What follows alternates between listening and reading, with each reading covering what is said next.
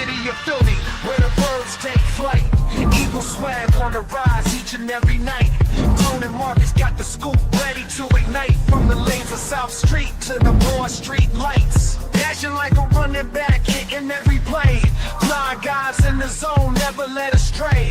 Talking touchdowns, talking game day. Huddle around the mic, hear what they gotta say. I like an eagle soaring in the sky. Tone and Marcus always standing by. Bringing their heat, call it do or die. Philly squad, hear the battle cry. Fly like an eagle soaring in the sky. Tone and Marcus always standing by. Bringing their heat, call it do or die. Philly squad, hear the battle cry.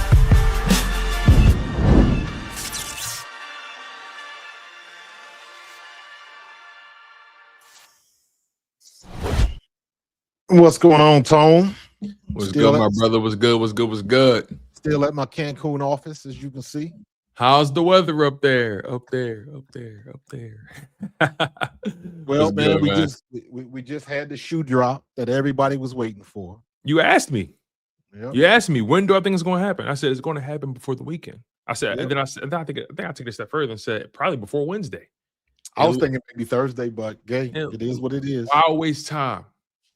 Yep. Why waste time? It was a foregone conclusion. And then they even tried to dress it up and say, hey, he may still have a role on the team. That's Nick trying to make sure he got a paycheck still coming in. Yeah, but that's awkward though. That's awkward. That's what I'm saying. Like, if you're gonna cut the cord, cut the cord.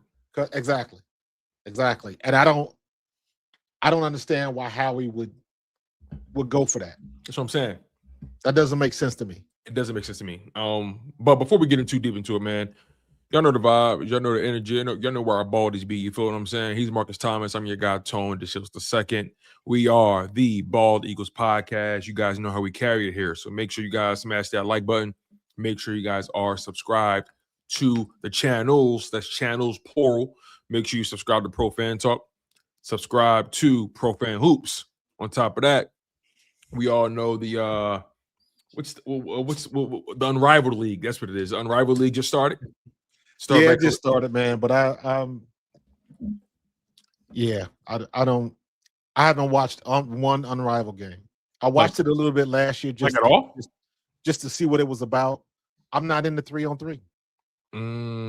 I thought it was pretty. I was watching the playoffs. I watched a couple playoff matchups, and I was like, oh, this is pretty interesting. I watched a lot of games last year, but I look at things like this. If I miss something, will I take it, upon myself to go watch it, rewatch it, catch up with it? Mm-hmm. To me, it's like just a television show. If you miss an episode of a television show, are you trying to hustle to watch it before the next one? If you're not, that means you probably ain't really interested.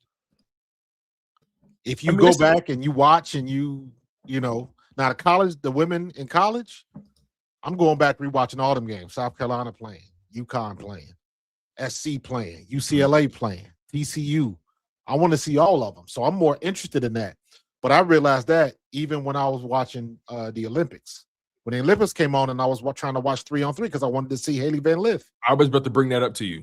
I was not interested. It did not keep I watched one game and I was just like, you know what? It just ain't. It wasn't like they wasn't playing well or hitting shots. I was just like, nah, this ain't for me.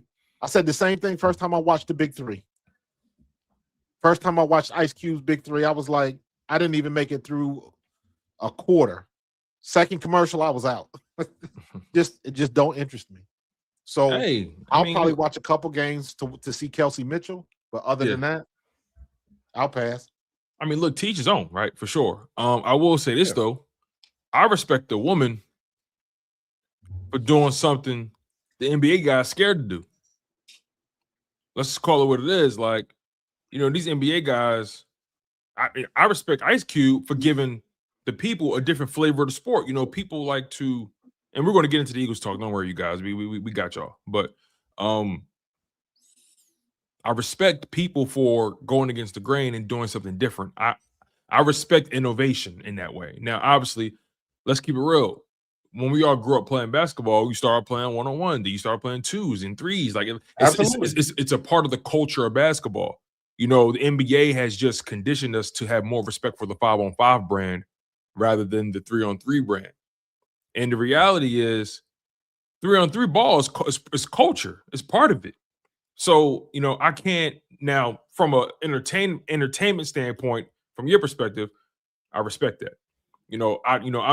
Me personally, I'm choosing to look at it from a different angle, to give people a different flavor, from a product they've loved so much, right? And I respect the woman for taking a shot and giving people a different way to consume the sport, a different way to watch women's basketball. And again, we talk all the time about how a lot of these NBA guys, they need to add certain events to the All-Star weekend that would take it to the next level. We talk about that all the time. And but hold on 1 second. And then some people say, hey, you know what? 3-on-3s. What would this player do against this player in 1-on-1s? And they should add that to the All-Star weekend. And guys don't roll for that. Right? Yeah, but in my opinion, the reason why guys won't do that is because there's too much money on the line. Exactly. It's too much money on the line. What would happen is your favorite player would get embarrassed by a lesser player. I'm talking strictly about injury. This ain't got nothing to do with feelings or getting embarrassed or anything like that. I think first of all, they taking the same, they damn near taking the same gamble playing 5s. I mean, you could take plays off in 5s. Don't get it twisted. Well, my point is simply this, because it already happened last year in Unrivaled, and it's already happened this year in Unrivaled. Mm-hmm. When them women get hurt playing Unrivaled, if they get a knee injury and they got to rehab into the WNBA season, that's a problem. That's what I'm talking about. To me, it's really not that much different than I forget what his name was, but when your boy got hurt, so you talking about at the Pro Bowl, was that Myles Garrett playing in a beach volleyball game? Was that Myles Garrett? I don't think so. I don't know, but my nonetheless, point is that in the NFL, which is why they don't do the Pro Bowl no more, and the NBA, that's why the All-Star game hasn't been hard-pressed game since the 80s. Just like the Pro Bowl. The Pro Bowl back in the 80s, I would argue, 90s, them jokers used to play. I would argue the NBA All-Star game was still very competitive in the early 2000s, especially in the Stephon Marbury, the infamous Stephon Marbury, Allen Iverson, duel down the wire. That's an infamous matchup. I would argue the early 2000s was where we left competitive nature in the All-Star game. But to your point, we still talking about 2 decades ago. Right. So now you don't want anything. Everybody already bitching about, scheduled days off and limited loads and all of them buzzwords that they're using. And I'm simply saying that the reason why it's hard to watch an All-Star game is because don't nobody play defense. Everybody just chucking up shots. And it's just, I'll let you have to say I lost your audio for a second. The other leagues, if you playing in 2 leagues and you get hurt, you got a problem. So yeah. So to your point, a lot of money on the line. A lot of money on the line. But these NBA guys, they getting more money than everybody. Which makes it worse. The reason why it makes it worse is because if you in that situation, you want to mess up no check. You remember how mad everybody in Philly got when they saw Joel Embiid hop on stage at that rap concert jumping around, and he wasn't even back on the court yet with his knee. Okay. I mean, it was too.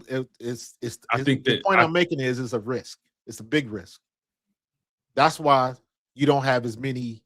You think NBA teams won't be playing 3-on-3 or celebrity games? Nah, I mean, going hard. I get it.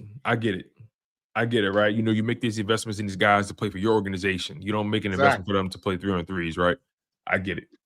At the same token, though, I don't want to hear guys. I just don't want to hear guys. Look, I respect the woman for doing what they got to do because they ain't getting nowhere near the money as the guys is getting. No, that's the other part of it. So That's I why they respect can them for being innovative. I respect innovation. I respect people going against the grain, going against the machine. And if the NBA was smart, they would have partnered with the big three, but they didn't want to do that though. They saw this competition, and Yeah, but nonetheless, they paying too much money to the WNBA. But dude, I won't get off that. I'm Yeah, mad at the yeah. WNBA anyways, man. Yeah, that's a Talk different about the conversation. Let's get back to why people came here. Kevin Patullo, and by the way, you guys, make sure you guys subscribe to Pro Fan Talk, subscribe to Chalk It Up Sports. Again, this is the Bald Eagles podcast. The off season has officially begun for the Philadelphia Eagles. They kicked it off by firing Kevin Patullo. Kevin Patullo is officially off of the hot seat. Now he's looking for a new seat. But the rumor is he may still have a job with that organization. I'm of the mindset that when you fire somebody, you give them a cardboard box and you have security walk them out. Yeah, but don't forget who our GM is. Explain that. Howie Because Roseman, Chip Kelly. Howie Roseman, Chip Kelly. Yeah. Break that down. Because Chip Kelly did the same thing. Howie Roseman could have left the Eagles, but no, he took the office down at the end of the hallway and kept his mouth shut and just waited till his time rolled back around. Because if that would have been anybody else, they would have left the organization, try to get a job somewhere else, and they'd have been done with the Eagles. I think Howie stayed. I think that speaks to the relationship between him and the owner more than anything. I agree. But still, he stayed, is my point. When he was embarrassed, Yeah. I don't took his job. He, you either take the demotion or you find another job. And Howie took the demotion. Now we benefited from it, obviously. Mm-hmm. He learned his lesson or figured out, watch Chip Kelly crash and burn, and then figured out what not to do. And then he came back stronger, better, got us 2 Super Bowls, been to 3, or got us 2 Super Bowls, been to 3 in 5 years. Yeah. And by the way, this hasn't been confirmed either. The Patullo having another role. That's just a rumor. But I just like you, I thought, you got to cut ties and just go somewhere else. But when you think about everything that Howie Roseman went through, who was he to tell somebody that they can't do that if they don't want to do it? If they willing to do it, but here's here's the thing, right? You talk about a guy repeating history or learning from a mistake or using history to lead him to the future. He demoted a guy or fired a guy before, kept him in the building. And it wasn't good vibes. Yeah. So, if anything, I think Howie would have cut bait with him. No ifs, ands, or buts about it. I think they have so much respect for Nick and how Nick has been amicable throughout his entire career in Philadelphia.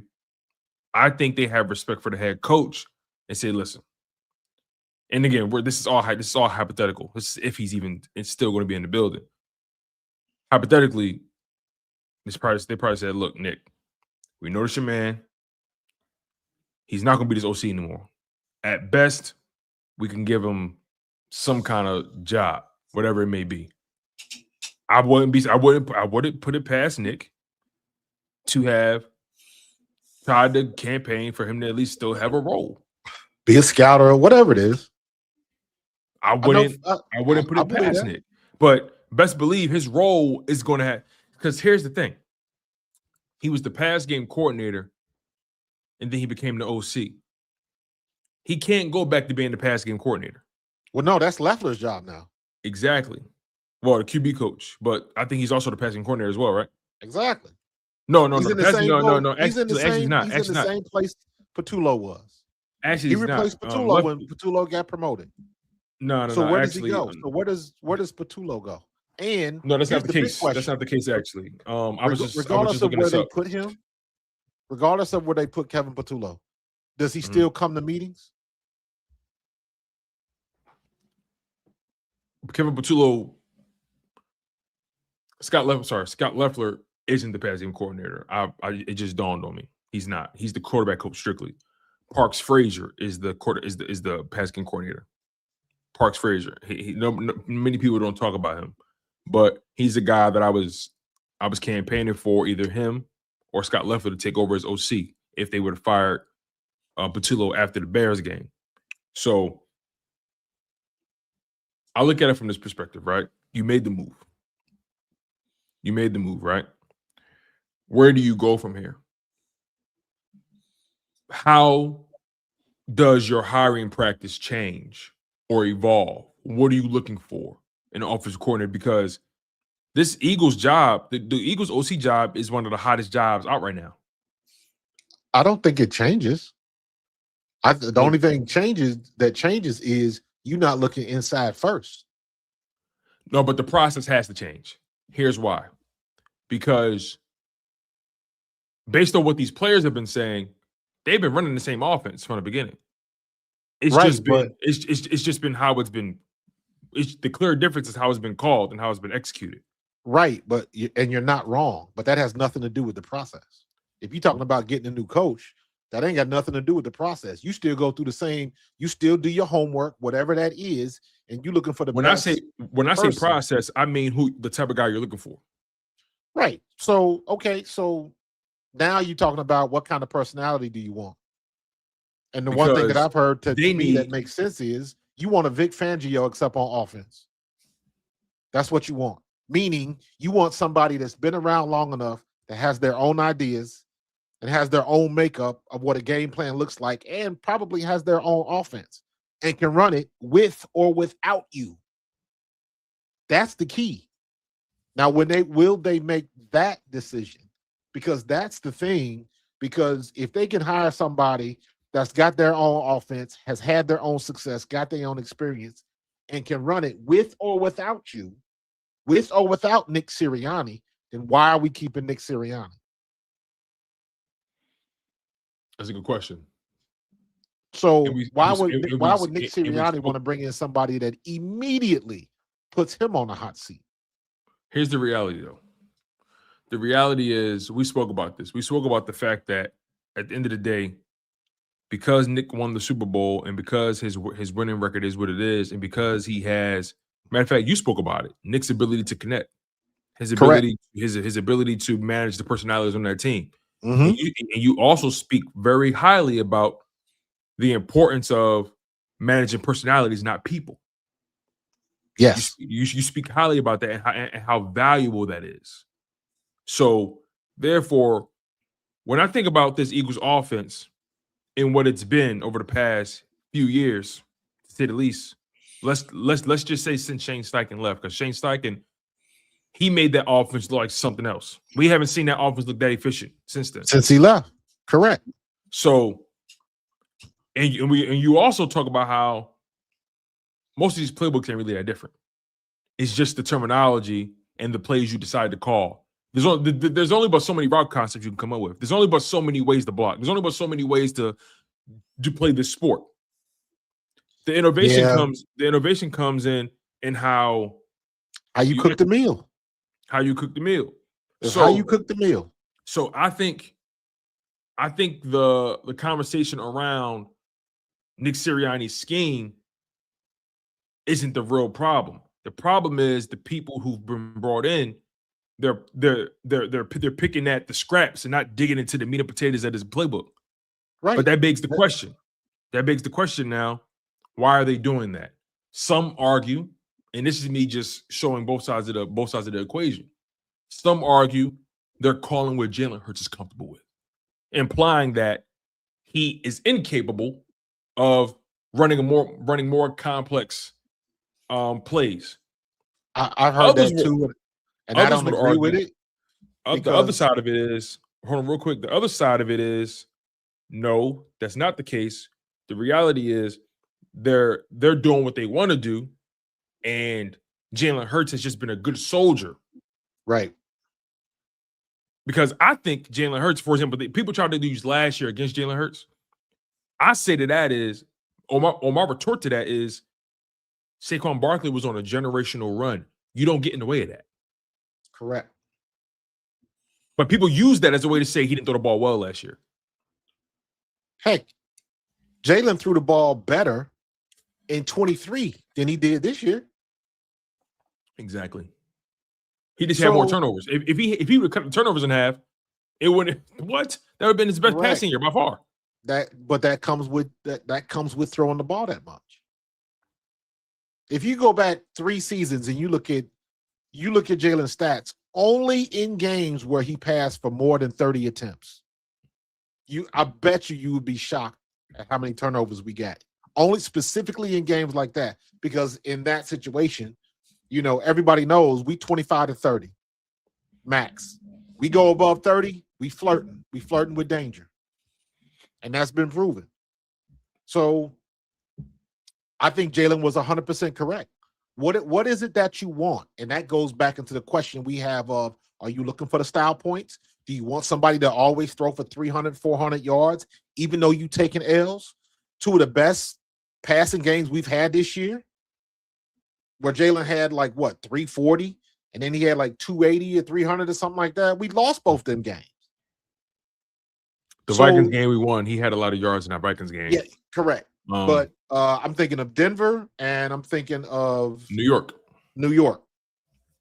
So I understand what Jalen is talking about with his mindset is you want to win.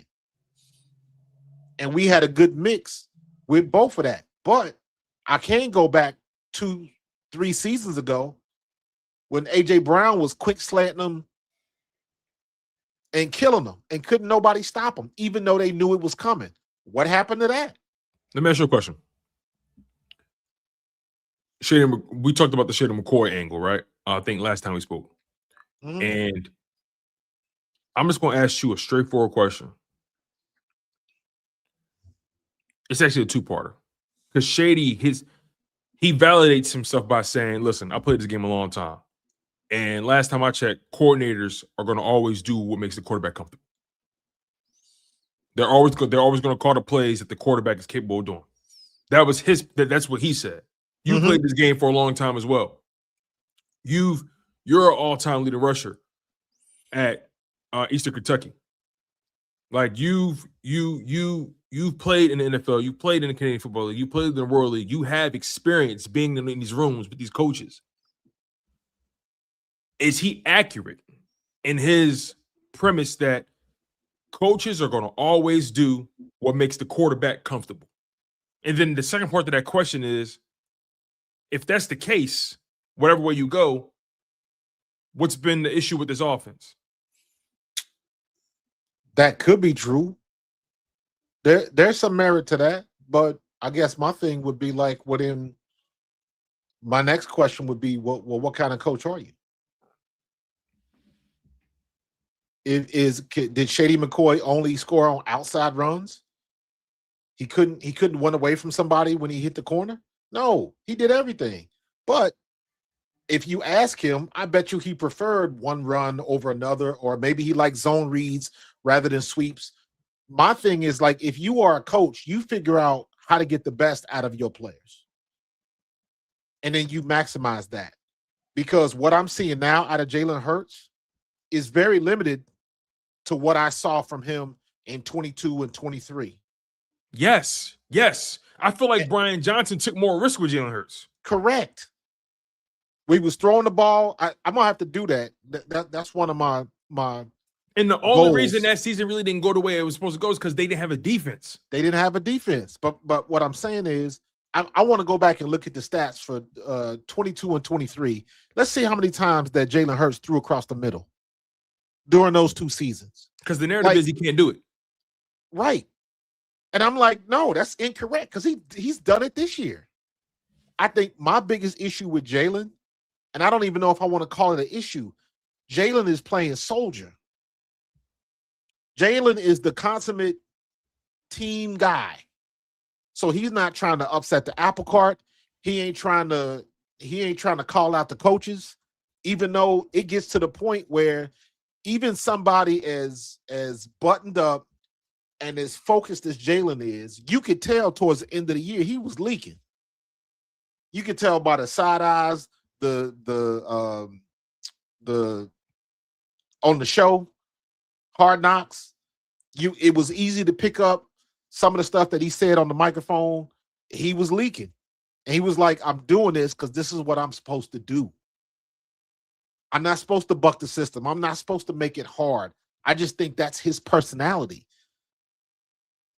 Whereas somebody, if it was, I don't know, if it was Aaron Rodgers or if it was Tom Brady or if it was any other quarterback, it may not have gone that smoothly. I think Patullo and Sirianni benefit from Jalen Hurts. I still have not forgotten when Jalen Hurts told Nick Sirianni, told him to his face, like, hey, coach, you can coach me harder than that. You can, because I know what his dad did.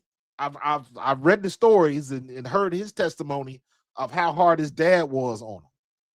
So he's used to that. He played for Nick Saban, for goodness sake. And he played so for he Lane, understands that. He played for Lane Kiffin, right? In Oklahoma, right? Yeah. So he understands it. And I think they have benefited because he plays soldier. He's always team. And guess what? That team aspect got him to the mountaintop.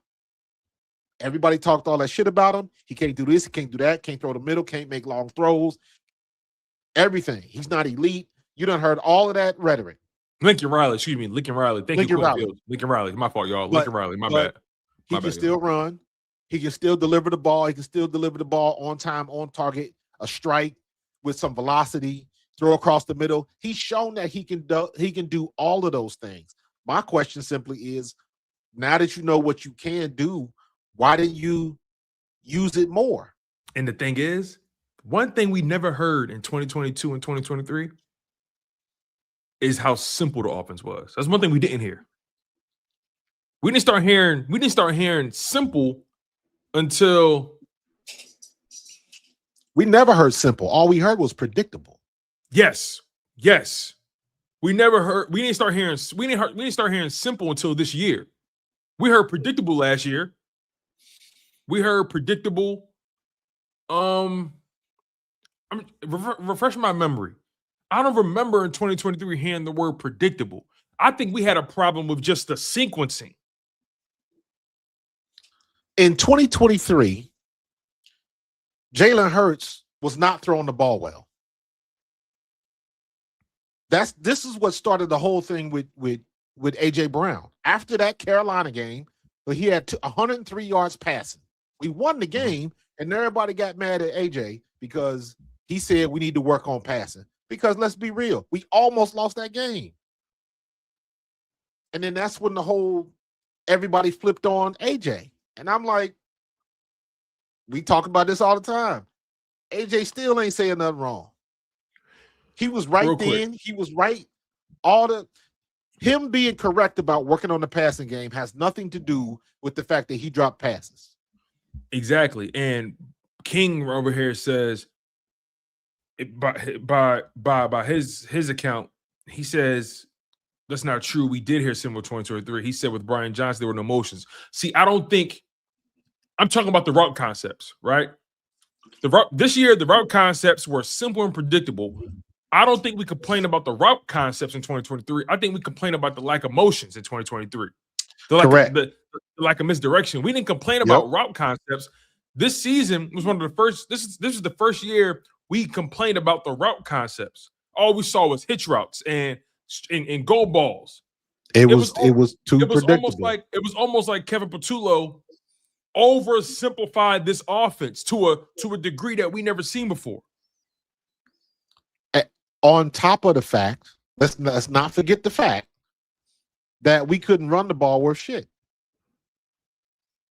I think, and you know I've said this before because I went on that whole tangent early in the season about player execution failure.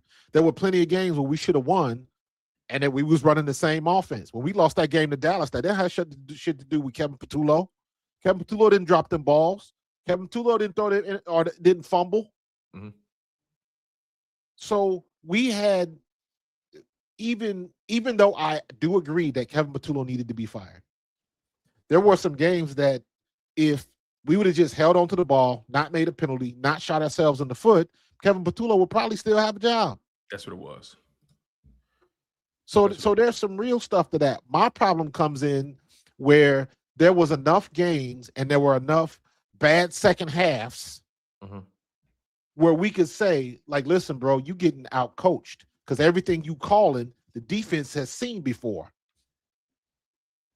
They damn near getting a handoff before Saquon does it. That means they understand what's coming. That's a good point. That's a good. You ever study architecture? You said the architecture? Have you ever studied architecture? Hell no, boy. Guess what? I took 4 years of architecture in high school. I took 3 years of graphic design. I studied mechanical design in college. Landscape design and horticulture and greenhouse management in high school, baby. Here's my point. I studied 4 years of architecture and I'm a mechanical design degree. If I put a box of Legos with no picture on the front of the box and just say make a house, I got confidence that my house is probably going to look better than yours. Right. That's what was happening with Kevin Patullo at the end of the season. You got the box of Legos. I don't know what you're going to create with it. And the defenses we was going up against, they was coming up with better defenses than our offense. So from that standpoint, it ain't nothing wrong with Sirianni's offense. It's something wrong with whoever is taking those blocks out of the box and what are they making with it?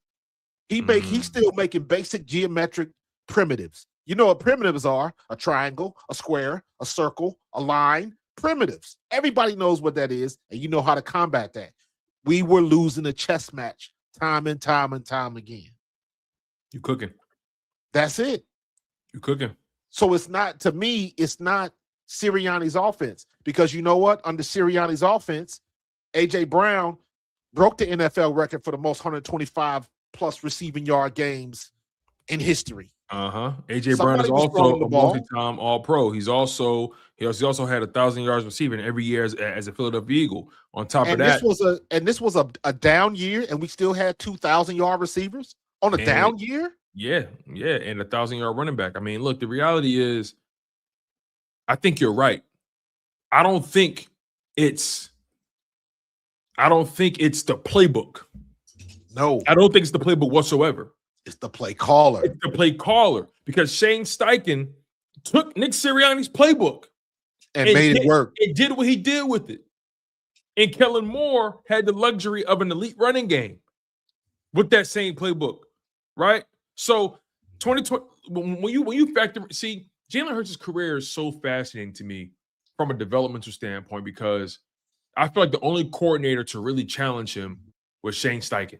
Shane Steichen was the one that, like, I refuse to believe Jalen Hurts just all of a sudden forgot how to play football. Exactly. You know what happens? I think some of these coaches act like they scared to challenge the brother. I think Kevin Patullo, when he got those keys, all he kept saying to himself was, "Don't fuck it up," and that's exactly what he did. Possibly, but I think it's more of just like anybody else, just like the point you made about what Shady said. Coaches can get into them rhythms too. Coaches can get into what they're used to calling and all of that type of stuff. And coaches have tendencies. Absolutely. Some guys are more aggressive. Some guys are more conservative. Shane Steichen was calling plays with no fear. What do we say in 2023? What was the one thing I kept complaining about in 2023? If I see that damn wide receiver screen, bubble screen, one more daggone time. Yes. Guys have, it's so funny. For Brian Johnson, it was the bubble screen he always would go to whenever he didn't know what to do. Yep. When it came to Kevin Patullo, when he didn't know what to do, he would just do a coward's draw or just say, "Hey, Jalen, throw it deep." Correct. Those were his go-tos. 3rd and 12, and we throw a 5-yard out. Right. Shane Steichen, on the other hand, it seemed like Shane Steichen always was thinking 2, 3, 4 steps ahead. Every Shane Steichen play, Shane Steichen would run a play in the first quarter that would set up a play in the fourth quarter. That's how deep he was in his bag. Complementary plays. Look at And- what I believe that was in 20 when we lost the Super Bowl. Look at what Andy Reid did when he ran that one play where he put, was that Tyreek Hill where he put in motion? He put us in motion. He put his receiver in motion. They were not in man coverage, so they shifted the zone over. And the minute they shifted the zone over, the receiver stopped. Mahomes hiked the ball, and they were out of position, going the wrong way. So you got an extra 3 to 4 yards of space, and they got us on that same play twice. Mm-hmm. That 2022 Super Bowl, they got us on the same play. They got Darius Slay twice on that. Yep.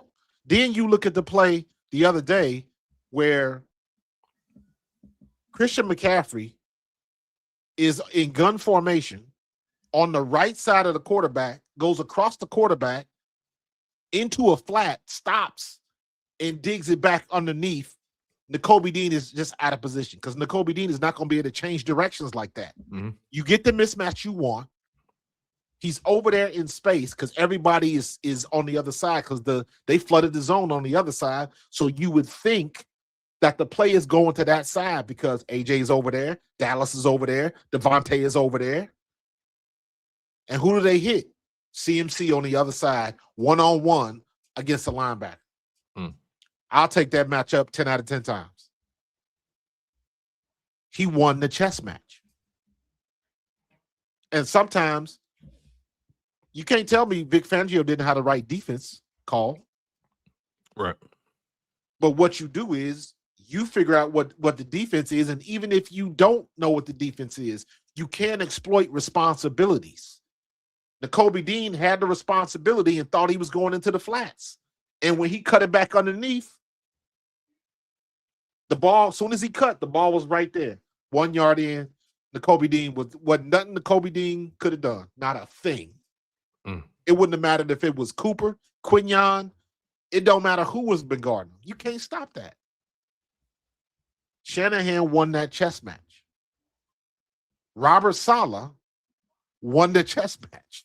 Mm-hmm. How the hell Kaiser White get a sack, bro? And the thing is, Kyle Shanahan,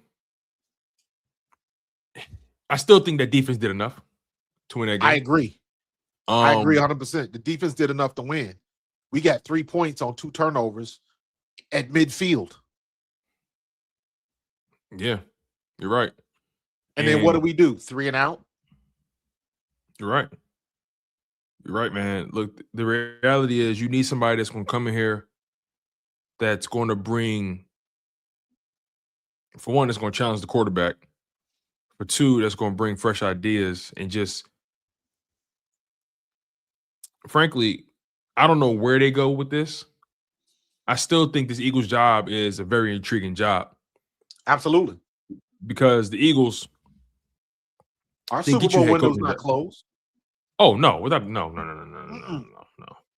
And you talking about a situation because remember we and this is the props all goes to Howie Roseman. We are still a destination franchise for sure. So you got people still want to come here because if you come here, you know you got a good opportunity to make the playoffs, and you got a good opportunity to get paid. Jalen Phillips wasn't making the playoffs in Miami at all. So at least, you know, it didn't end the way we wanted it to end, but at least he got there. So that's why I'm looking at the list of all of the coaches. Honestly, I think what's his name? Frank Reich is probably your best option. Somebody that knows the offense, could probably run the offense better than Nick Sirianni because it's the same offense. Nick Sirianni took that offense from what he learned in Indianapolis. So he got that connection. They work well together. Frank Reich has got a history. He's got experience. The only question mark is, does anybody want to deal with that? Well, that's your boy again, bringing another one of his boys in. A lot of people are probably gun shy about that now. Yeah, but Frank is actually good. I understand. That's the difference. Frank is actually good. I wouldn't mind seeing a former player. I wouldn't mind seeing Kurt Warner or Nick Foles That'd be a different energy. Absolutely. I could respect the shot. You get what I'm saying? Absolutely. Why you think Donovan McNabb got so good? I could Doug definitely Peterson respect the was shot. trash as a starting quarterback. But When we as a signed quarterback, Doug as a Peterson, quarterback coach, when knew what he was Andy doing. Reid signed Doug Peterson, I was like, Doug Peterson is hot garbage. He wasn't never going to see the field in Green Bay. But it was only later that you realize that the reason why he made Doug Peterson the starter, number one, he did his boy a favor. Let's keep it real. And number two, he knew that Doug Peterson could teach Donovan the offense. That was it in a nutshell. He rattled off a couple of wins, but we knew Doug Peterson wasn't taking us nowhere. Doug Peterson was the stopgap till Donovan McNabb was ready. His job was to teach Donovan McNabb the offense. So when he was ready to hand over the reins, McNabb was ready. And you see what happened with that. So I'm looking at, to me, that's the benefit of having somebody like Frank Reich. He already knows what it is. I would imagine that he can get more out of Jalen Hurts than Sirianni could, because to me, Sirianni is limited. Sirianni suffers from the same issues that Patullo had. Let's stay there, because that's where I wanted to go next. Because many argue we're going to always be in this position. We're going to always be in this position because Nick Sirianni does not call plays. But where there's a lot of head coaches who have been coaches for a long. John Harbaugh, perfect example. John Harbaugh, real quick. John Harbaugh, when he was with the Ravens, John Harbaugh was a special teams guy. Correct. He became a head coach. He didn't call a single play. So yeah, but and he's been able to sustain success. So what does this position mean?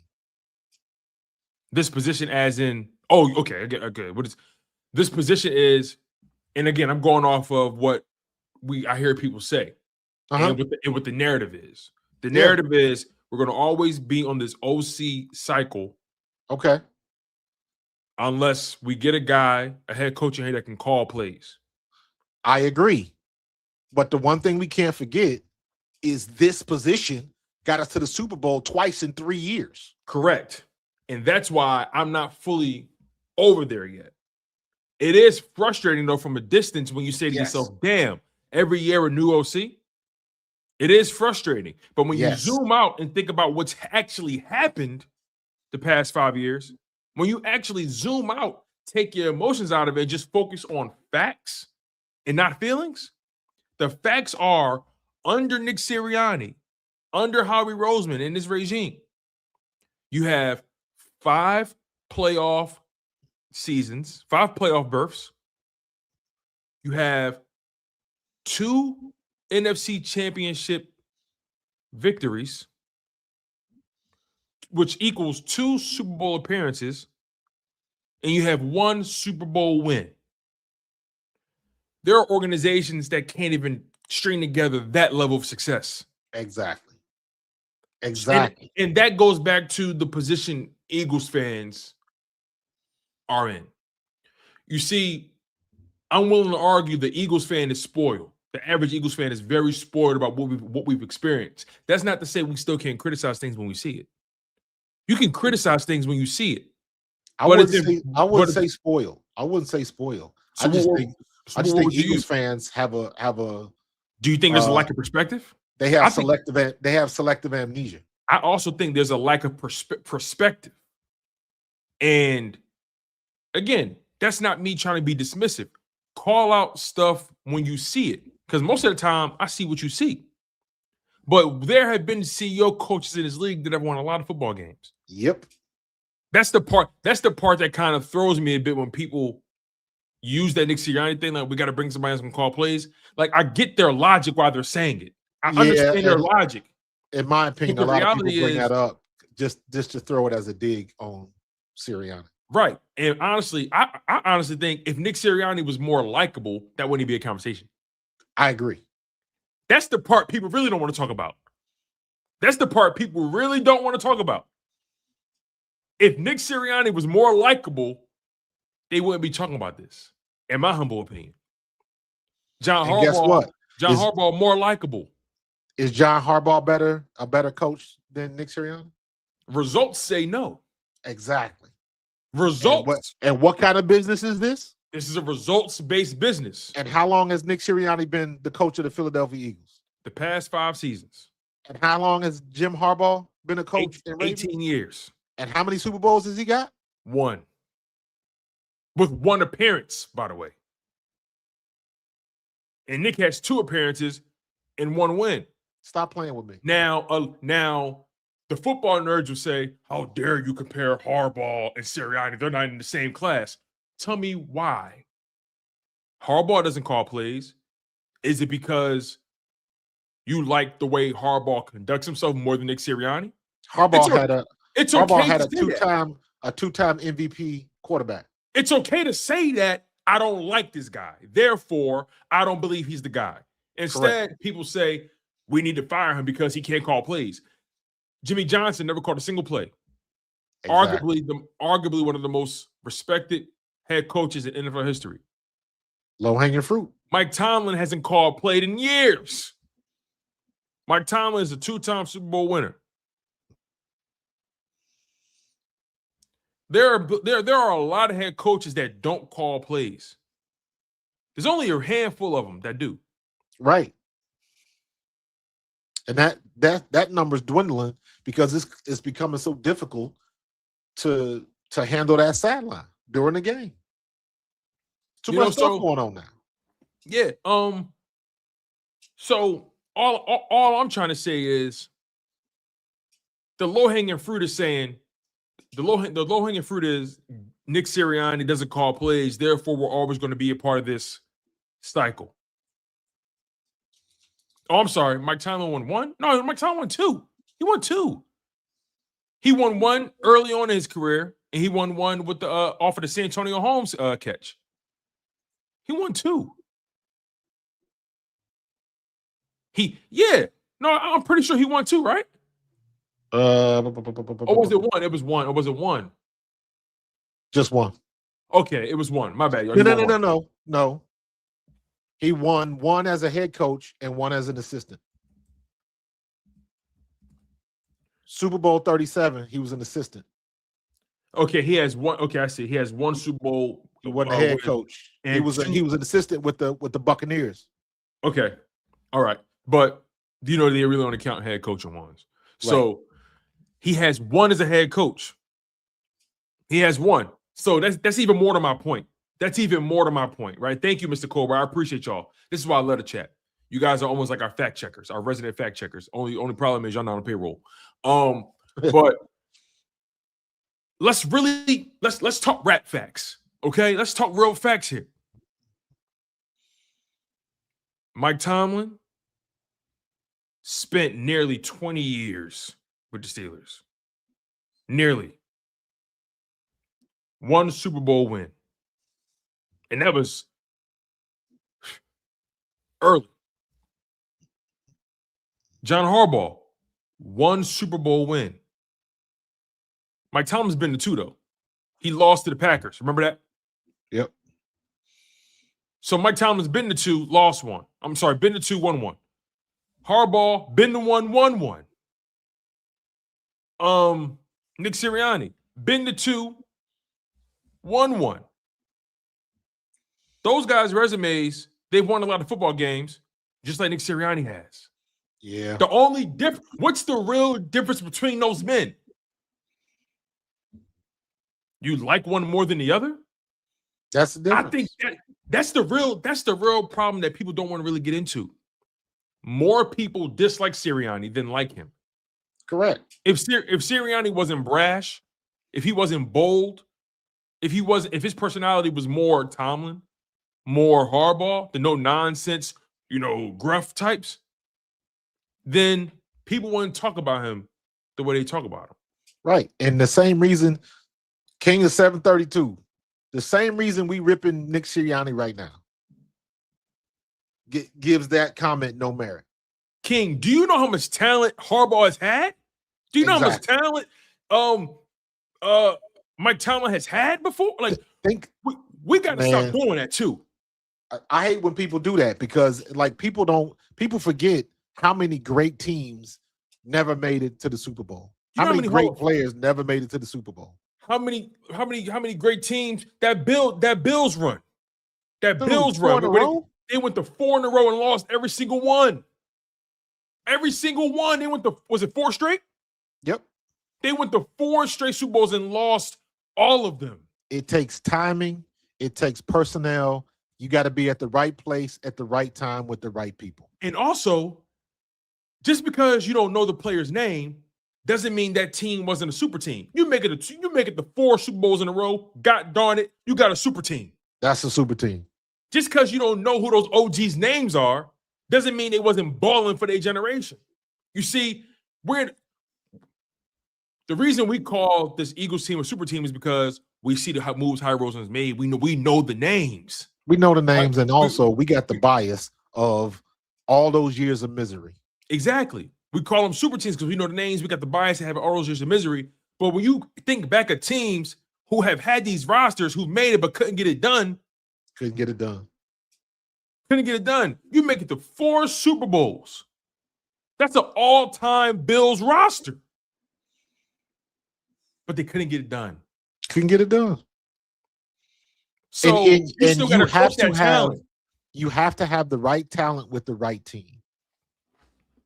The people, and I'm going way back a little bit, but this is not that far back. People forget that the San Diego Chargers got rid of Drew Brees so they could draft Phillip Rivers. Now, Phillip Rivers is going to go into the Hall of Fame, but did Phillip Rivers win the Super Bowl? Nope. No. Drew Brees did, though. Drew Brees went to the Saints and got them to a Super Bowl because he was at the right place with the right people at the right time. Even though San Diego got their Hall of Fame quarterback, they still didn't get the chip. That's what you want. You still didn't get the chip, though. Hey, listen. This guy, to your point, somebody, Sigma versus the haters, he said Sirianni literally cost us the first Super Bowl by punting when he should have went for it. No. Actually, the defense cost you the Super Bowl. Facts. Nick Sirianni's side of the ball did their job. Should he have punted? Maybe not. But but Nick Sirianni didn't cost you the Super Bowl. The defense did. Stop letting guys off the hook. Yeah, or at the very least, because you don't like a guy. The special teams gave it up because with that punt return. Exactly. Call it down the middle. Punt return, let them down. They should have never got to the 5-yard line, 1-yard line. Jalen's fumble. Like, stop it. Nick Sirianni's side of the ball was productive. What are we talking about? The only mistake we made that game was the fumble. Jalen Hurts fumbling the ball and nobody touched him. And even though he made up for that, if you take them 7 points all off the board, we win that game. So it's a game of inches. Just like the other day, if freaking Jake Elliott makes that extra point, we tie the game going to overtime, and maybe we got an opportunity to win that game. But he didn't, and we didn't, so we lost. Yeah, and also, I want to put something in perspective too, right? When I think about the Baltimore Ravens, their last 2 coordinators in the Lamar Jackson era was Greg Roman and Todd Monken. That's Greg Roman took over in 2019. Todd Monken took over in 2023. I'm unsure how long Lamar Jackson's been in the league, but the reality is they had Greg Roman for 4 seasons, and Todd Monken was running the offense for 3 seasons. He got fired with Harbaugh. So that's 7 seasons, only 2 coordinators. Whereas though Jalen Hurts, 7 seasons, 7 different coordinators or 7 different play callers. You see the difference in that?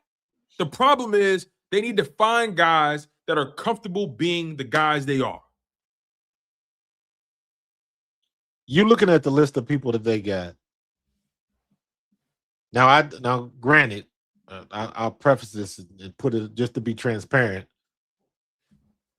I went to Gemini on this one, and basically I was like, who are the top candidates to replace Kevin Patullo with the Eagles? You got Mike McDaniels, but he's trying to be a head coach. Mike Kafka, he's trying to be a head coach.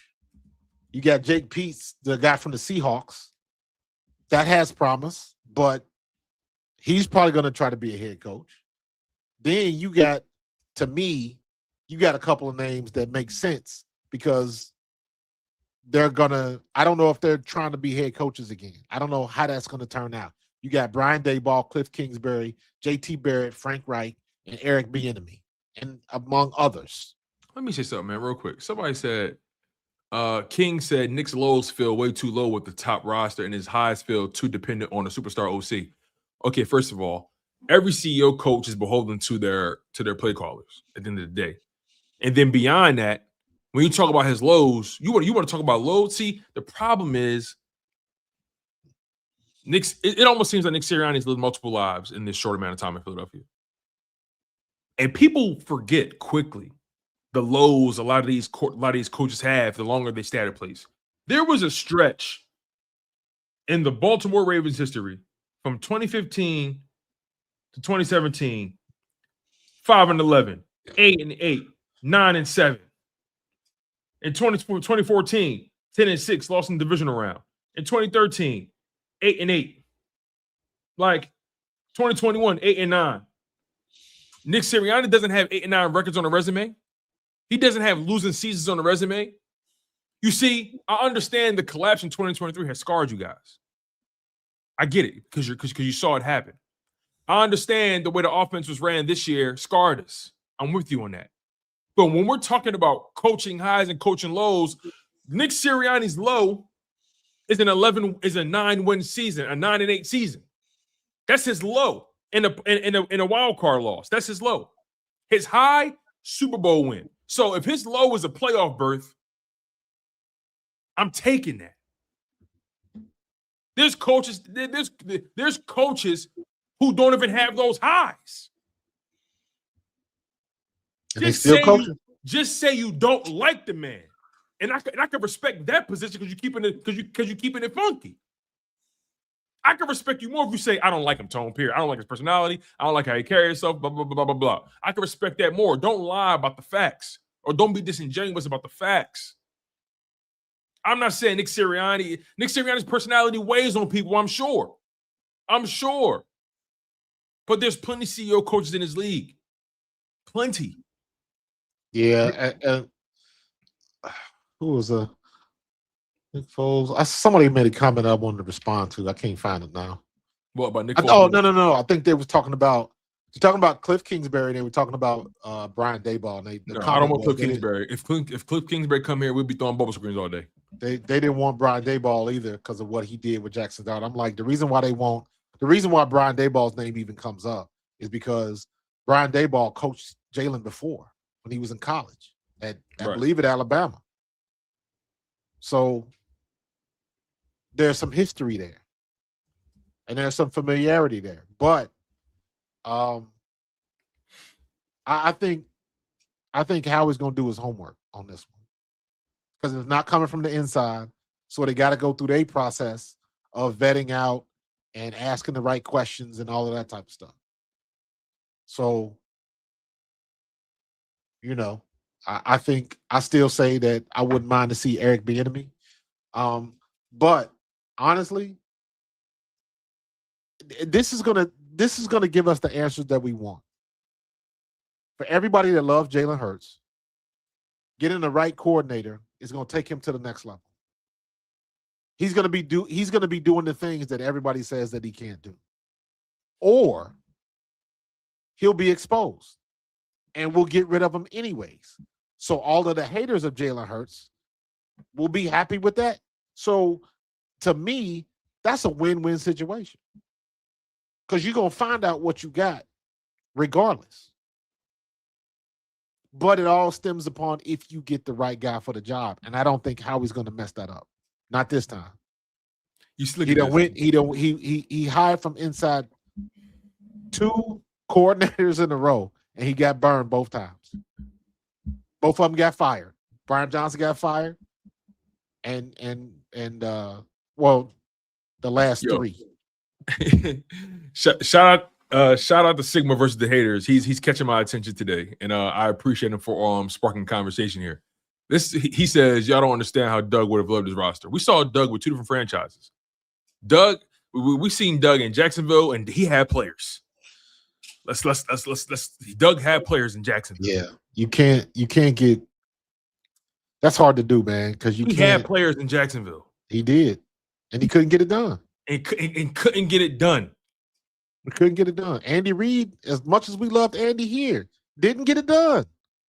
Like he got close. How can you say I don't care how much a guy wins? That just says my point. That's my point right there. That's my point. Yeah. You don't like him. And just say that. You can say that. You're allowed to say that. You don't like him.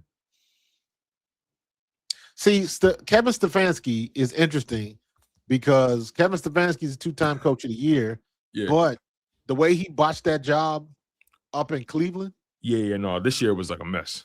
That was a hot mess. I don't know. But again, if you're talking about stripping away some of the responsibility of a head coach and just letting him do what he does best, that might work. But Kevin Stefanski is somebody that I know is going to end up getting a head coaching job again. Somewhere, yeah. And we back to square one. Back to square one. You want somebody like Shanahan that's been with Purdy from the giddy up. Purdy been hearing the same voice in his ear since he was a rookie. Mm-hmm. And he earned his money. So that's what we're looking for here. Now, if we get somebody in and the concepts are working, we're very creative. We're doing everything that we want to do, and Jalen is still not up to snuff. Well, then the question is answered. Then it's time to look for, just like we did with Carson Wentz, and we went and drafted Jalen. And you can't tell me that, but even if, let's say that does happen, you still going to have people that say that Jalen was a failure. And it's like, how the hell was he a failure when he went to 2 Super Bowls and won one? That's not a failure. He got you to the mountaintop, period. Twice in 5 years. Everybody's so inundated with style points. Yo, if we could get Byron Leftwich, I would say open up the checkbook for him. I would do that. But I think Byron Leftwich is going to be another one that's going to end up being a head coach. That's the place that we're stuck at, because I'm looking at all these other teams envious of the fact that I want to see some of these other quarterbacks. How long have they been with the same coordinator? How long have they had the same voice in their ear? Byron Leftwich hasn't coached as an OC since 2022. Don't mean he can't do it. No, I'm not saying he can't. I'm just curious. Like, it's this 3, 4, 5. That's 3 seasons in a row he's been without a job. What is that about? I don't know. Let's get to these super chats, man. Again, man. My point is, you're damned if you do, damned if you don't. Damned if you do, damned if you don't. Finding head coach. Another thing, right? People, we talk about how it's hard to find. I mean, you know very well how hard it is to find a quarterback. How hard it is to find a quarterback. And it's probably just as challenging to find a head coach you go win with. Yep. This doesn't just fall off trees. Like, play callers aren't just waiting in the rafters. Like elite ones at that. Elite ones. You see, we look at the Sean McVay, we look at the Kyle Shanahan, and Liam Cohen did a very good job this year, by the way, with Trevor Lawrence. He was fantastic this year. So you got to put Liam Cohen in that category as well, right? So, because he had Trevor Lawrence looking like I never seen him before. So there's only a handful of guys that do at an elite level what you guys are looking for. You're looking for a needle in a haystack. That's the part that kind of throws me. We're looking for a needle in a haystack. And so far, the needle you have has got you to 2 Super Bowls and won one. Why cut your nose to spite your face? Yeah, bird in the hand, man. It's difficult to find people to do these jobs well. Find a way to make it work. Well, and I think Howie knows that, because Miami, just the way the announcement looks today, Miami had the guy they don't think. I'm sorry. Go ahead, Marcus. My bad. I was gonna say we avoided the issue that we had with Doug Peterson back in the day. And I think the reason why Howie let 2 hires that were within the building happen is because of what happened with Doug Peterson.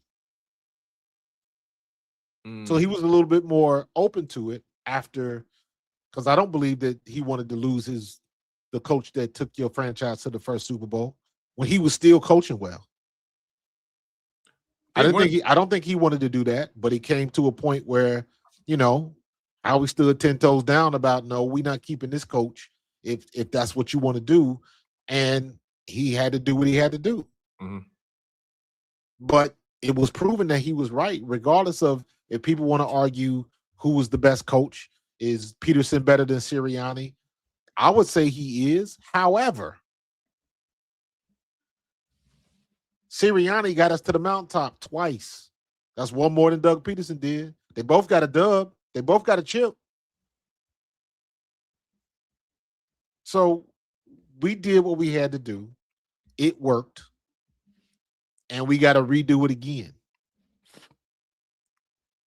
Yeah. And I'm, again, trusting in Howie Roseman to make the right decisions. They're going to do their homework.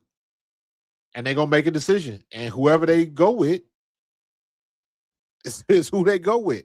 Because it's still people mad that we hired Nick Sirianni. And some people have to just come to grips with the situation and or admit that the guys at NovaCare, whether you like them or not, know more than you do. Mm. And you got to trust that it's going to work in our favor. Because I say this all the time. Howie Roseman ain't trying to lose. Nick Sirianni ain't trying to lose. Jalen Hurts ain't trying to lose. Right. Nobody trying to lose. So you're still trying to put your best foot forward. You think Kevin Patullo wasn't watching film, watching extra film at home with his family, up on the network, watching film? He knew he was on the hot seat. I guarantee you he knew he was on the hot seat. That's why he kept saying, I don't know how to solve this problem. He had reached his wit's end with this. Mm-hmm. Now, we can sit there and say, you got to do this, you got to do that. It should be easier and, don't make it complicated. I say that a lot. Don't make it complicated, but how come Jalen Hurts only had one called run against the 49ers? Yep. How come we ran no play action from under center against the 49ers? And also, real quick, though, sidebar, because I love where you took this conversation, right? We talk a lot about the coaches and the play calling, right? People forget because I'm paying attention to the chat. You got some people saying, "Oh, imagine Doug with this roster, with this team." Y'all realize Doug wasn't calling none of those plays the Super Bowl season. You know that, right? That was Frank Reich. Frank Reich. People want to forget that, though. The moment Doug became play caller, we started questioning everything. Yep. What are we talking about? This is the revisionist history that busts my fucking chops. They don't go far enough with it. People forget. Doug Peterson wasn't calling a single play in that 2017-2018 season. That was Frank motherfucking Reich. And then Frank the following year got the Colts gig. Got the Colts gig, yep. And the moment Doug took over play calling, we started questioning stuff. It didn't look the same. That's a fact. It didn't look the same. So one can argue. Listen, people did the same thing with Nick Foles. People did not want to see Nick Foles leave, forgetting the fact that Nick Foles never finished a full season where he was the starter. Hold on, wait. Sorry. Pour this up real quick. I'm sorry. Sigma versus the haters. Pour that up. I'm still in the super chats. My bad. My bad. Go over to the regular chats and Sigma here. This is the most recent comment. He said when Carson went down, Doug and Frank revamped the game plan. So again, the decision. Okay, let's talk about decisions, right? So what do you? Because I don't understand what you mean by the decision, right? What the decision to alter the offense? That's what you're supposed to do, but you got a different quarterback in there. You don't get credit for doing what you're supposed to do. Absolutely. That wasn't brain surgery. I'm not going to praise you for tying your shoes, man. Yeah, I'm not going to praise you for changing the offense when the quarterback goes down. That's what you have to do. I give more credit to those players for rallying after losing the quarterback. But regardless of that, especially the way that Carson was playing that year. What? Okay, he trolling me now. Because let's talk about decisions. Nick Sirianni don't get credit for saying, you know what?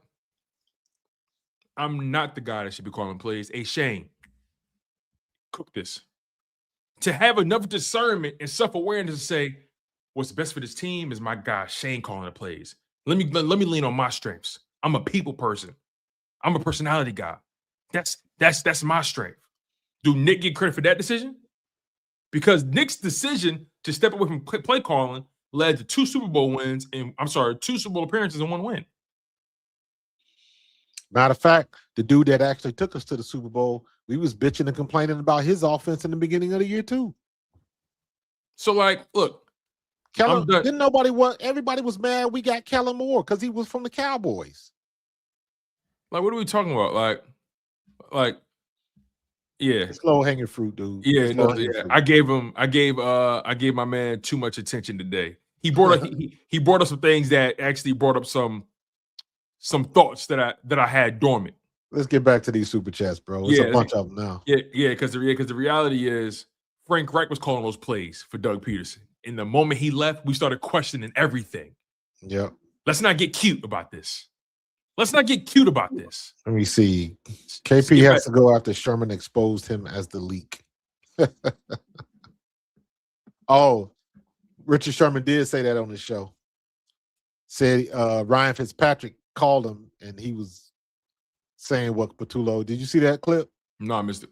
Yeah, Richard Sherman said Ryan Fitzpatrick told him that he good friends with Kevin Patullo and he called him and Patullo was complaining. Like they don't understand how hard it is, stuff like that. And I was like, yeah, I don't think that part of the conversation was supposed to be let out. But it is. I'm just glad Kevin RuPaul Patullo. What? Is it here to drag us through? All right, I see what you did there. That's a shame. Don't y'all think we should go after someone who Jalen trusts like Dayball, Reich, or Bieniemy? Because this offense needs to make Jalen better along with our weapons. I do agree with that. But it is a risk. It is a gamble. It is a roll of the dice if those 3 or anybody else is the right man for the job. It's a roll of the dice. I want Bieniemy. I want Reich. Like I said, I would even entertain Nick Foles being as part of the system because he seems like he's got a grasp of what you want to do, him being a quarterback. And it's taking that a step further, him being a quarterback that played in Philadelphia. So I would like to see something like that, like Kurt Warner or somebody that's in the booth that's strictly X's and O's. Strictly X's and O's. So they're going to make their decision. Again, I trust Howie Roseman. He's going to do what he got to do. If they want to make a BS position to keep KP around, it would be the first time in the NFL because I don't think that's going to happen. I don't think that's going to happen, bro. I don't think so either. No. I don't think so either. Monken is the name I like. He's older and won't leave to become a head coach. Nick needs to be completely cut off from meetings because he's on the chopping blocks. Technically he is. Yeah, I agree. I mean, technically you're right. Next on the chopping block. Next, as far as just the order. Yeah. But look, I don't see that happening though. I just wish people kept it 100. Like, say you don't like the man and we move on. Like, but people who talk about Nick don't want to say that. They want to talk about everything else. Yeah. Just say you don't like him. The results speak for itself. Yeah. All they see is that dude looking at the camera, nodding his head, that slow motion shot. because in 2020, in 2022, 2023 season when Nick was doing that, they was glazing. Oh yeah, that's my coach. Yeah. My coach got swag. He got that Philly energy. Yep. People funny, man. It's all good. Said the wide receiver coach needs to go as well. Y'all realize he's not the one develop. He doesn't draw the route concepts. No. He just he teaches the receivers their look. Yeah, listen, let's not. I found out. Thank you for the super chat. What do I think about hiring Cliff Kingsbury as a head coach here? No thanks. No, what? Next. Y'all just talking. No, thank you. Y'all just talking. Oh, thank you. Schoolboy 609-215. I hate it when they leave out the many injuries in the first 4 weeks of 2024 is played onto leaning on the run and going 2nd and 2. They always leave that out. I'll go 2 and 2. Yeah, we had a ton of injuries those first 4 weeks. Yeah, we did. Got it together though. Yeah. We need an OC from a college or someone who can run the RPO offense as well as spread offense with creativity to help Jalen. And we need to make changes at right guard ASAP to help this O-line. Honestly, right guard wasn't your biggest problem in offensive line this season. It was center and inconsistent. First of all, let's just say the entire interior. Let's not even let's not even overthink it. Your interior was trash from the beginning. But I don't think Tyler Steen was the worst of that bunch. The worst of the bunch was Cam Jurgens. Cam Jurgens, him being out, still makes me mad that he was a Pro Bowler. Amen. But water under the bridge. What's going on, Linda? Miss Linda Washington. With Nick is he let KP continue while telling us that KP was doing a good job. The ship was sinking and Nick could not make the fix. There's some truth to that. Because I believe if you are a head coach, you are one of 32. You are at the top 1% of your class. You do what you do better than 99.998% of everybody else on this earth. So there are some expectations and some prerequisites that I require from you if you are going to be a head coach. Yeah, good point. But we gonna learn. We found out the hard way. Did you know in 2020 we didn't even have an offensive coordinator? Doug was calling the plays. Yep.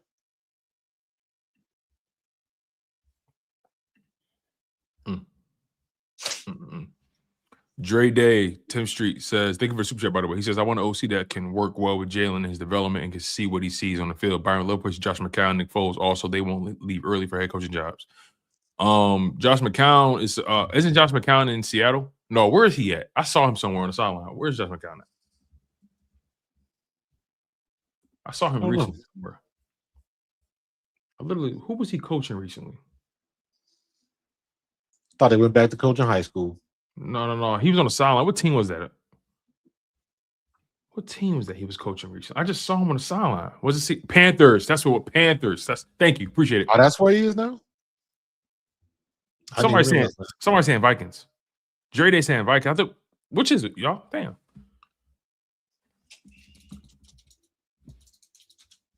It was the Panthers. He was on the Vikings too. He was on both. Okay, he was on both.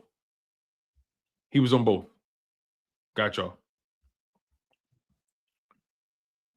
Yeah. I don't know. I don't know if I would want him.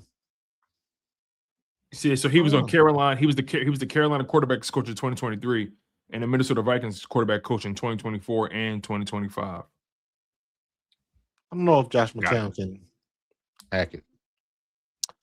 Problem is, Eagles fans forget how bad we were for so long. We had our own trust the process era. But now, when you're accustomed to privilege, equality feels like oppression. We sound like Chiefs fans. Bro. Rich people problems, bro. That's what I call it. Exactly. Rich people problems. Oh, my God. Rich people problems. Do you want the walk-in shower or do you want the jacuzzi? Which one? Per Josina Anderson, Kingsfield, Stefanski will get good looks if they don't get head coaching jobs. I agree. Also, Dayball has a history with Jalen Saquon and work with Nick. Yes, I was aware of that. But I don't want Stefanski and Kingsbury are looking to be head coaches. So I don't want thing. Dayball gonna coach them hard. I know that for sure. And a lot of people, I can't remember. I don't know, man. Look, what else we got? What's good, Tony Coach? How you guys feel about Todd Monken? Hey, listen, man. I don't know how I feel about Todd Monken. Let me say it like this. I feel good that Howie Roseman is going to make this decision. Yeah, and also the Ravens had a lot of injuries this year, so it's kind of hard to judge him for this year. You didn't have your quarterback for the bulk of it. And I'll tell you what, though. The last 3 seasons in Baltimore, it wasn't the quarterback's fault. It wasn't transcendent. It wasn't the OC's fault. It was all your skill positions. It was your tight ends, your wide receivers, and your kicker.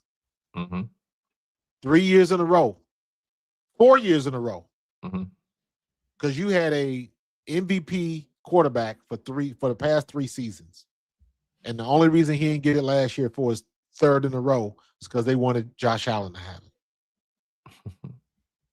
But and as great as Lamar is, he still ain't never made it to the show.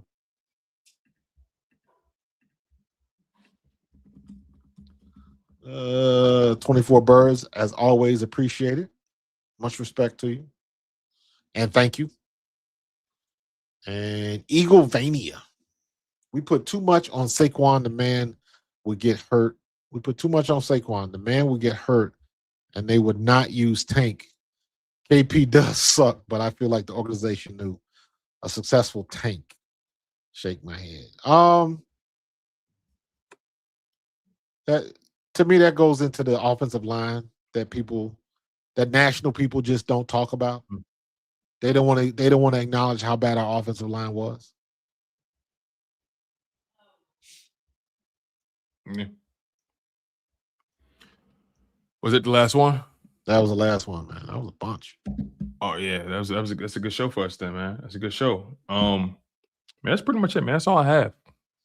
Yeah, that's we're gonna learn more about this. We're gonna learn more about this situation. That's developing in Philadelphia.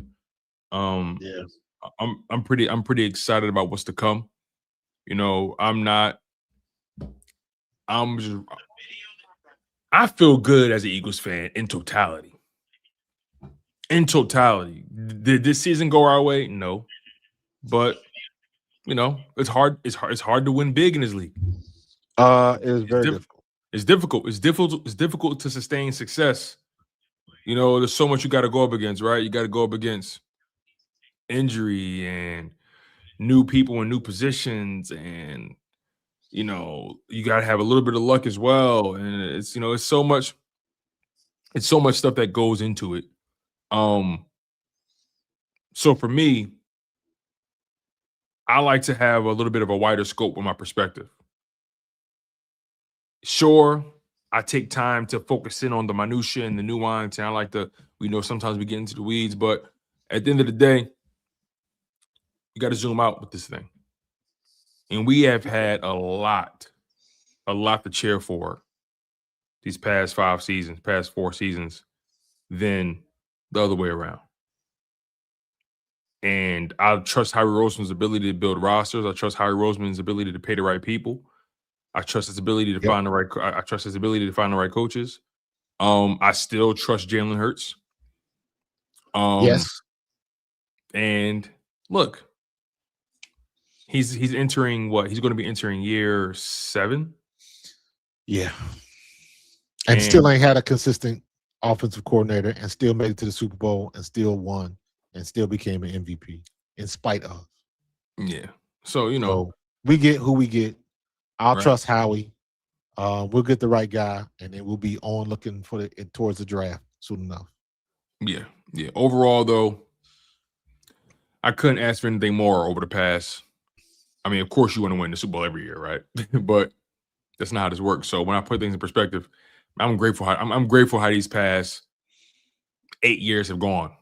Yeah, I'm gonna be honest. I'm grateful. Did we have some? Did we have some down years in there? Yeah, we did. But when I look back at the past 8 years, man, 3 Super Bowl appearances, 2 wins. Shit. All I'm saying is I played for Kotite, so I'm gonna just leave that there. And on that note, y'all, it's always love with us. Thank y'all for the super chats. Thank y'all for locking in as y'all always do. Thank you for the people who support us. Thank you for the dickheads. We appreciate all of y'all. Okay. Yeah, So, we still gonna be rocking once a week. We just obviously not gonna do a game day. right. Exactly. Oh, and by the way, I'm experimenting. I did Okay. my first stream last night with Streamlabs. Oh yeah, you told me about that. Now it's got some good things. It's some pluses and minuses, and I'm trying to figure it out because I like the way it acknowledges, like when you get a subscriber or you get a super chat. It comes on screen. Yeah, but like I ain't even figured out how to. I ain't figured out how to do this yet. Put a comment on stage, and like that's the stuff that I haven't figured out yet. The only thing I see is that you can put the chat scroll on screen with you, like like that. Mhm. But I don't know how to highlight a particular comment or something like that. So I'm trying to learn that right now. But I like the way things went yesterday. I like the fact that the interface, because I use OBS, they have an interface that looks exactly like OBS. Okay. So I'm familiar with it. It's just taking me some time to get used to doing it this way, because I'll give it, StreamYard is easy. Very. That's why I use it. StreamYard is easy, but I still can't figure out how to go StreamYard and TikTok at the same time. They still haven't mastered it, honestly. Yeah, and that's the only reason I'm looking into Streamlabs right now, so I can do that, and I can't figure out how to do it. So I'm getting there. I'm working on it. Yeah. So yeah, that's true. That's true. So, the reality is, man, I feel good about all of this shit, to be honest, man. I also feel good about this. Yeah, we just waiting for the next shoe to drop, bro. That's all, man. All good. Yeah, so yeah, like I said, I appreciate everybody who locked in on the show, man. I appreciate all y'all who locked in, smashing the like button, subscribing, super chats. I appreciate everybody that commented down there, even if I agree with you or disagree with you, right? Listen, man. It don't matter now. Listen, the reality is, at the end of the day, whether you agree or disagree, we all in Cancun right now. I stole an hour and a half of your life. So, Get out of here. Oh, and I know, man, we out here, man. Smash the like button, subscribe to Pro Fan Talk, subscribe to Chalk It Up Sports.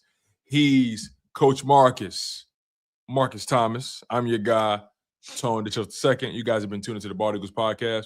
As always, fly Eagles fly, y'all. Go Birds.